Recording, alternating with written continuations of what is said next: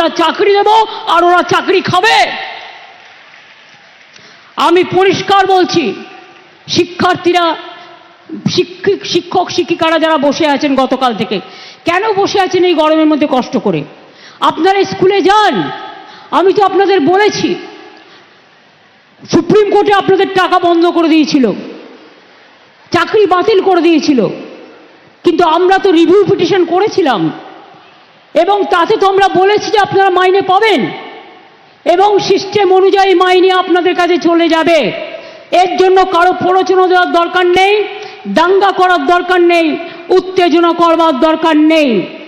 আর group CD যেটা বাতিল হয়েছে, আমাদের আইনজীবীদের সাথে পরামর্শ করতে দিন।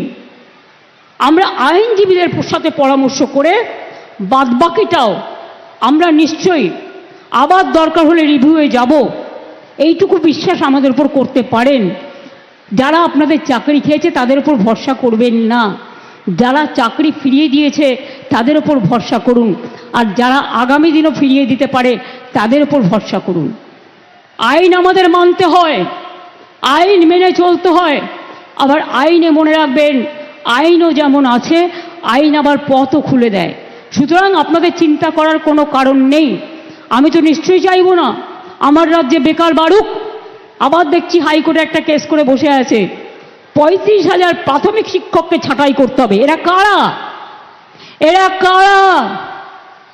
আমি জিজ্ঞেস করতে চাই, যারা একদিন আমাদের মন্ত্রিসভায় থেকে তারাও কম লক্ষ্যে টাকা দেয়নি, এই চাকরি দেয়নি,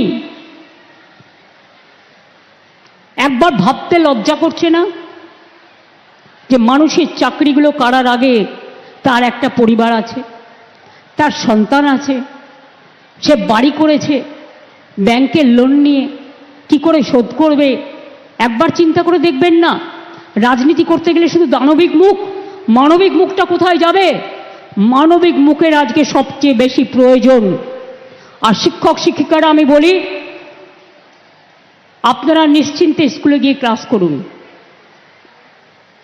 আপনাদের মাইনে নিয়ে ভাবতে হবে না। আইনের মধ্যে থেকেই রাজ্য সরকার আপনাদের কাজ করে দেবে।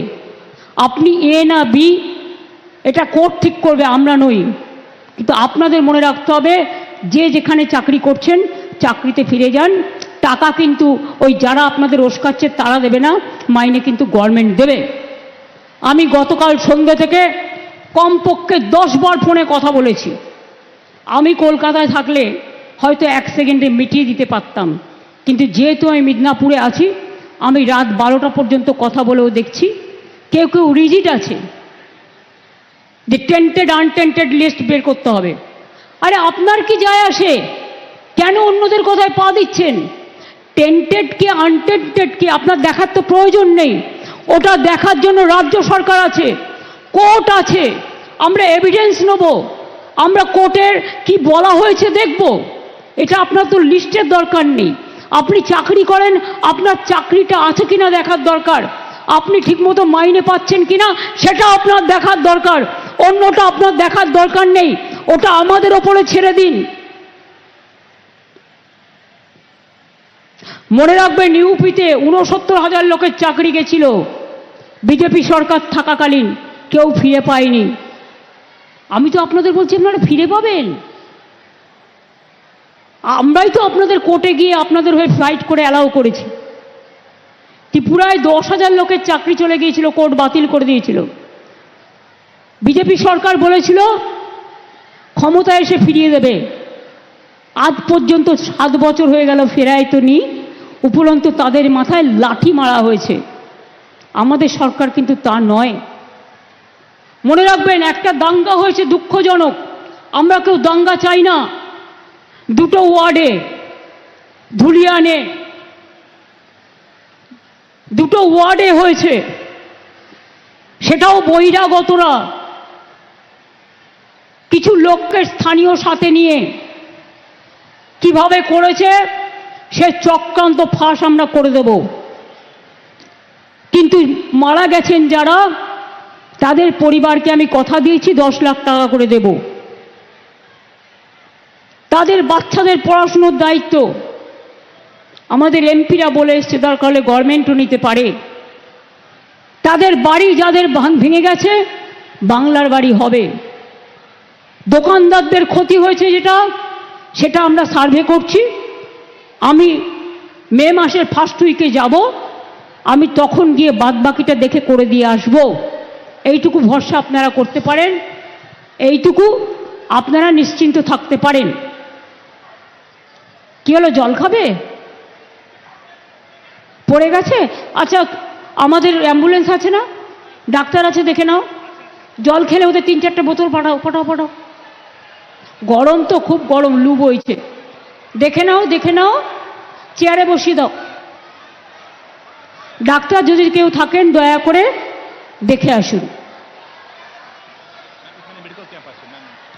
মেডিকেল ক্যাম্প সামনেই আছে, নিয়ে যান, কোলে তুলে নিয়ে যান। মায়েরা, যদি মেয়ে হয় মায়েরা কোলে তুলে নিয়ে যান, যদি ছেলেরা হয় বা আমাদের মহিলা ভলেন্টিয়ার যারা পুলিশের আছেন, আর যদি ছেলে হয় ছেলেরা কাঁধে করে নিয়ে যান। সামনে মেডিকেল ক্যাম্প আছে। এটা খুব গরম তো, ভীষণ গরম পড়েছে, সেই জন্য আমরা গরমের ছুটিও খুব তাড়াতাড়ি দিয়ে দিচ্ছি। আস্তে আস্তে আস্তে আস্তে নিয়ে যান। আর যদি বলে হসপিটালে যেতে হবে, আমার গাড়িটা নিয়ে যান। দেখে নিন, যদি ডাক্তার বলে হসপিটালে যেতে হবে, ডিহাইড্রেশন হয়ে গেছে হয়তো, আপনি দেখে নিন, তাহলে দরকার হলে আমার গাড়িটাই করে নিয়ে যান।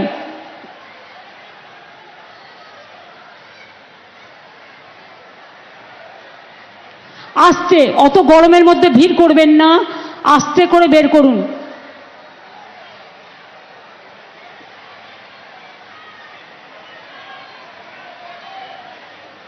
আসলে গরমটা খুব বেশি, আর মেদিনীপুরে, বাঁকুড়ায়, পুরুলিয়ায়, বীরভূমে, বর্ধমানে গরমটা আরও বেশি পড়ে। আর এবারে গরমটা একটু বেশি পড়েছে। তাও তো দেখুন, আপনাদের জন্য মাথায় শেড দেওয়া হয়েছে, জায়গায় জায়গায় পাখা দেওয়া হয়েছে, কিন্তু এই গরম কি আর আটকায়?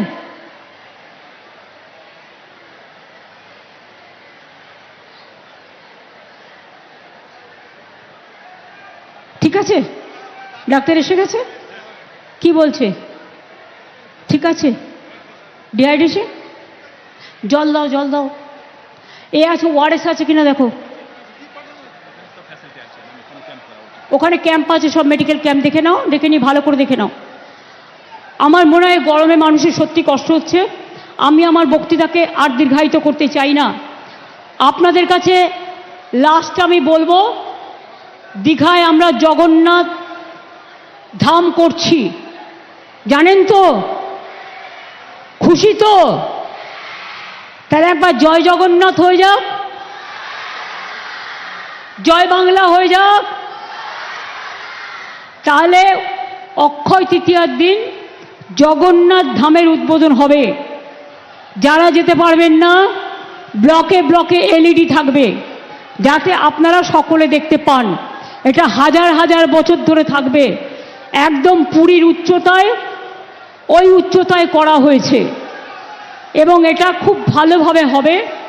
দীঘা আপনাদের কাছে আরও উন্নত হবে, এবং আপনাদের সকলের ধর্মীয় সেন্টিমেন্টকে মর্যাদা দিয়েই, পুরী যেমন পুরী সমুদ্রের ধারে, দীঘা সমুদ্রের ধারেও জগন্নাথ মন্দির করে দেওয়া হচ্ছে, জগন্নাথ ধাম, যেটা আর একটু বড় হচ্ছে জায়গায়, মানে চওড়ায়। আপনারা সবাই যাবেন, ভালো থাকবেন, সুস্থ থাকবেন এবং সুন্দর থাকবেন। আমি আপনাদের সকলকে অনেক অনেক ধন্যবাদ এবং অভিনন্দন জানাচ্ছি। আমি আপনাদের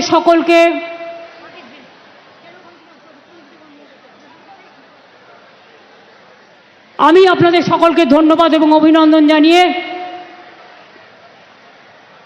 প্রেস মিডিয়া আপনারা নিশ্চিন্তে কাজ করুন, আমি আপনাদের সাথে আছি, আপনি করুন ভালো করে কাজ।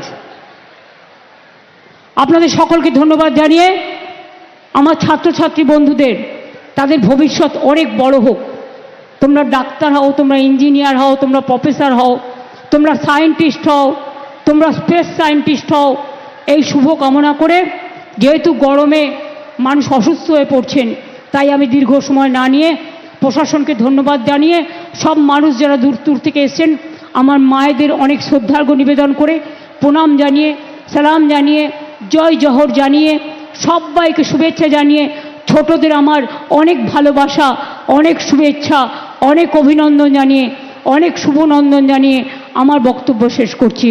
জয় হিন্দ, জয় বাংলা।